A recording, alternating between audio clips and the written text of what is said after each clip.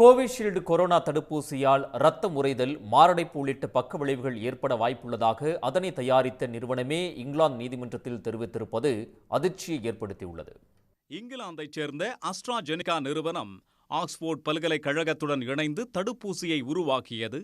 இந்த மருந்தை இந்தியாவில் சீரம் இன்ஸ்டிடியூட் ஆஃப் இந்தியா நிறுவனம் தயாரித்து கோவிஷீல்டு என்ற பெயரில் விற்பனை செய்தது.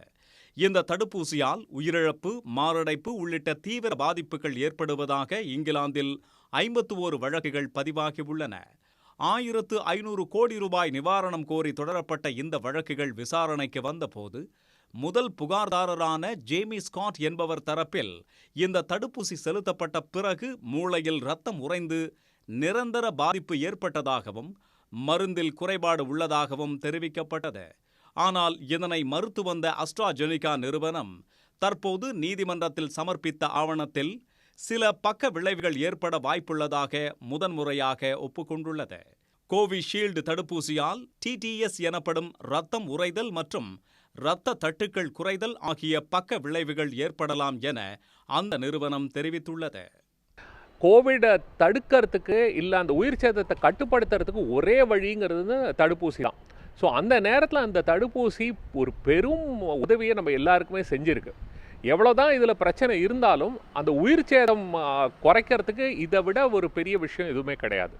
ஆனால் ஒரு லட்சத்தில் ஒரு 10 பேருக்கு இந்த மாதிரி இந்த விதத்தில் இந்த பிரச்சனையை சில இடத்துல கண்டறிஞ்சிருக்காங்க. என்ன கண்டுபிடிச்சாங்கன்னா, அந்த பாதிக்கப்பட்டவர்களுக்கு பல இடத்துல இரத்த குழாயில் அடைப்பு, அதாவது கிளாட்ஸ் உருவாயிருக்கு. அதே மாதிரி அவங்களுக்கு அந்த இரத்த அணு பிளேட்லெட்ஸும் கம்மியாக. இது கொஞ்சம் ஆபத்தாக விளையறதுக்கு வாய்ப்புகள் உண்டு. சில பேருக்கு உயிர் சேதமும் ஆயிருக்கு. சில பேருக்கு அந்தந்த உறுப்புகளில் டேமேஜ் ஆனது நிறைய பேருக்கு ஆயிருக்கு. இந்த வேக்சினுடைய இந்த இரத்த கட்டி ஏற்படக்கூடிய விளைவு வேக்சின் ஆரம்பித்த முதல் நாள்லேருந்து உலகத்துக்கே தெரியும்.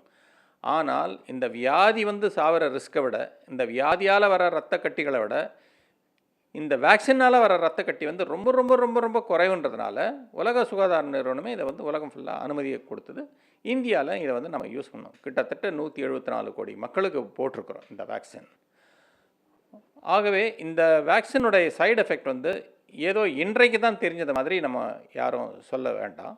ஆகவே இந்த சைடு எஃபெக்டை நம்ம ஒத்துக்கிட்டு தான் நம்ம இதை யூஸ் பண்ணணும். இன்னொன்று, இந்த இரத்த கட்டி எப்போ ஏற்படும்? அந்த ஊசி போட்டு 4 நாளில் வரும், ஒரு 20 நாளைக்குள்ளே வரும், அதுக்கு மேலே வராது. இப்போ நாமெல்லாம் அந்த ஊசி போட்டு 2 வருஷத்துக்கு மேலே ஆயிடுச்சு. ஆகவே இனிமேல் நமக்கு இரத்த கட்டி வருமானு சொல்லி யாரும் கவலைப்படுறது தேவையில்லாத ஒரு பயம்.